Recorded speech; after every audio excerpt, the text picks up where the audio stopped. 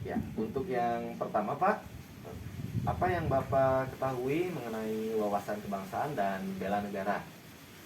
Kalau menurut Bapak, wawasan kebangsaan berarti cara pandang kita terhadap negara ini. Sedangkan bela negara adalah bagaimana peran aktif kita untuk bagaimana ikut memajukan negara ini. Ya. Kalau wawasan itu kan pengetahuan, dan kalau kebangsaan itu kan tanah air. Dan untuk bela negaranya itu sendiri itu yaitu kan suatu tindakan masyarakat dalam bentuk membela negara, seperti itu. Menurut saya kalau bukan wawasan kebangsaan itu ya lebih ke cara pandang diri sebagai bangsa Indonesia yang mengutamakan persatuan juga kesatuan. Terus kayak dalam kehidupan bermasyarakat. Mungkin itu saja sih yang Bela negara sudah pernah dengar? oh bela negara juga udah pernah. Iya. Bela negara. Bela negara ya. Menurut saya lebih ke menunjukkan sikap ya, sikap yang berperan aktif untuk memajukan masa depan negara. Sikap Yang berperan aktif untuk memajukan negara. Iya. Ya, lagi lebih ke sikap kita. Iya, sikap diri masing-masing juga sih. Diri masing-masing. Wawasan kebangsaan itu cara pandang seseorang mengenai bangsa itu sendiri, baik itu kedaulatannya, wilayah-wilayahnya, dan segala aspeknya. Sedangkan bela negara, sikap perilaku yang didasari dengan sifat nasionalisme, patriotisme terhadap bangsa itu sendiri.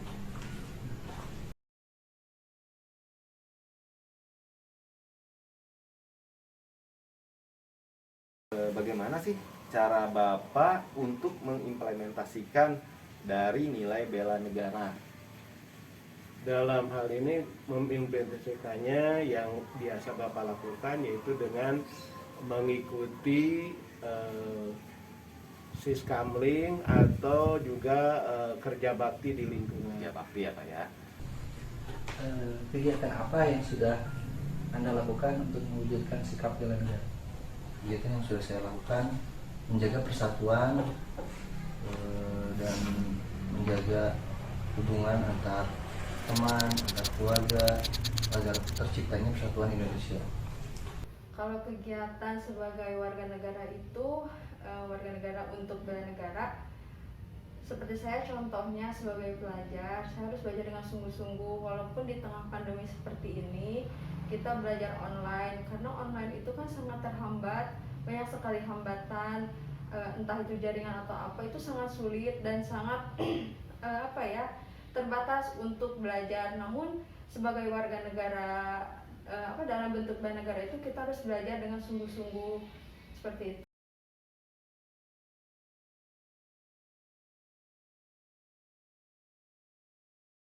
Bagaimana cara Anda mengimplementasikan bela negara? Cara mengimplementasikan bela negara dengan cara kita menerapkan semua nilai-nilai Pancasila dalam kehidupan sehari-hari. Contoh terkecil saja, kita harus menjaga kesatuan dan persatuan antar teman, saudara, dan baik di masyarakat. Bisa dengan cara kita mentaati peraturan yang telah pemerintah buat. Kita tidak boleh melanggar peraturan. Misalkan sekarang masyarakat itu mempunyai peraturan untuk mentaati protokol kesehatan. Alangkah baiknya sebagai warga negara yang baik kita mentaati peraturan tersebut di tengah pandemi seperti ini, dengan cara keluar rumah kita menggunakan masker, mencuci tangan, dan mengurangi berkerumun, seperti itu. Terus bagaimana cara mengimplementasikannya dalam kehidupan sehari-hari? Konsep bela negara itu sendiri. Cara mengimplementasikan konsep bela negara ya dalam tubuh. Dimulai dari hal-hal yang kecil kali ya, dari diri kita sendiri juga. Lebih kayak mulai saat ini nih sedang pandemi, mungkin kita lebih kayak taatin protokol kesehatan kali ya. Terus kalau PPKM, pokoknya taatin protokol kesehatan dari pemerintah.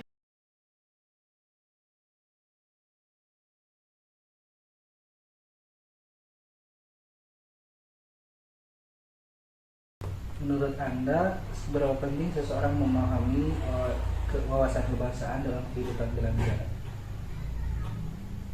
Seberapa penting? Sangat penting, karena ketika kita tidak mengenali wawasan kebangsaan dan bela negara, tidak akan tumbuh sifat patriotisme, sifat nasionalisme, yang mana itu sangat penting bagi warga negara Indonesia untuk mengenali bangsanya sendiri.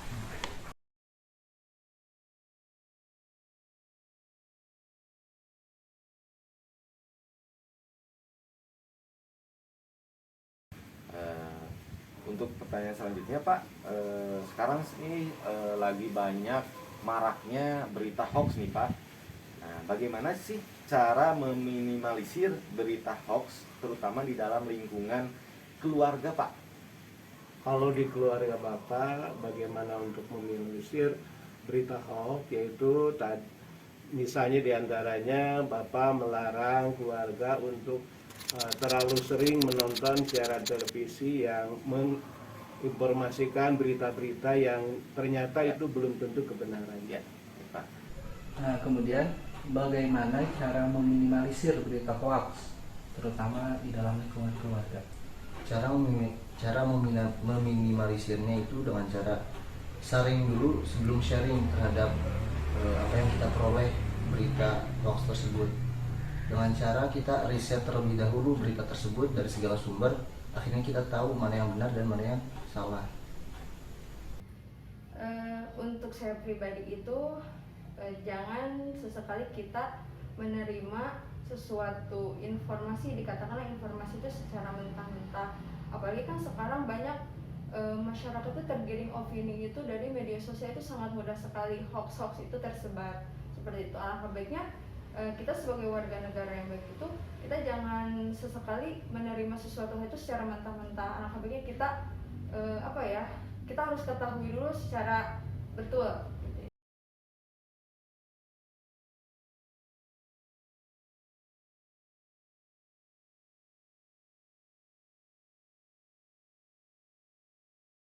Atau menimbulkan ancaman, gangguan ataupun hambatan dan tantangan di lingkungan kita. Kalau untuk isu pada saat ini ya, mungkin dari gebiar vaksinasi itu tuh kan banyak tuh masyarakat yang tidak percaya dengan kayak vaksin. Kalau vaksin tuh katanya ada efek sampingnya tuh gini, padahal kan aslinya enggak ya.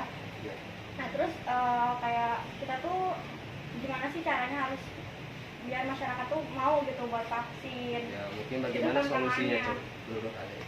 Solusinya paling kita kayak ini ya, layanan masyarakat, iklan gitu.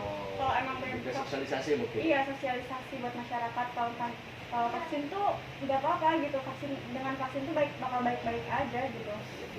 Iya. Dapat menimbulkan ancaman, gangguan, hambatan, dan tantangan bagi bangsa Indonesia. Isu-isu seperti korupsi, kolusi, nepotisme, cybercrime, lalu narkotika itu sangat menjadi ancaman, gangguan, hambatan, dan tantangan bagi bangsa Indonesia. Kira-kira apa solusi yang bisa Anda tawarkan untuk menghadapi isu-isu tersebut? Adanya sosialisasi untuk masyarakat dimulai dari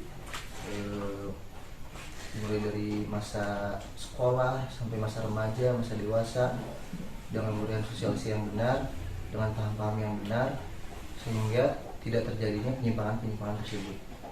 Di negara kita itu kan seperti penyalahgunaan narkoba, korupsi, dan berita hoax. Kedua kondisi isu tersebut itu membuat suatu ancaman, gangguan, halangan untuk negara kita ini seperti itu. Ini solusi yang bagus gimana ya menurut Salma? Kalau untuk solusi itu yang pasti kita mulai dari diri kita sendiri.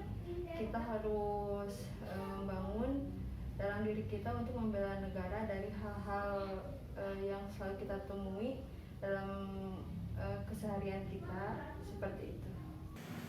Ya, untuk selanjutnya Bapak, menurut pendapat Bapak nih, apa saja isu-isu yang dapat menimbulkan AGHT, yaitu AGHT itu ancaman, gangguan, hambatan, tantangan. Lalu bagaimana solusi untuk mencegahnya Bapak? Nah, untuk AGHT diantaranya kita mewaspadai kedatangan orang-orang yang belum dikenal ya, dan selalu memeriksa KTP-nya dan sebagainya kalau di lingkungan begitu biasanya. Mungkin begitu saja ya Pak ya. Terima kasih atas informasinya, waktu luangnya yang sudah menyempatkan untuk menjawab sesi wawancara dari saya. Terima kasih kepada Bapak. Sekian, Assalamualaikum warahmatullahi wabarakatuh. Waalaikumsalam warahmatullahi wabarakatuh.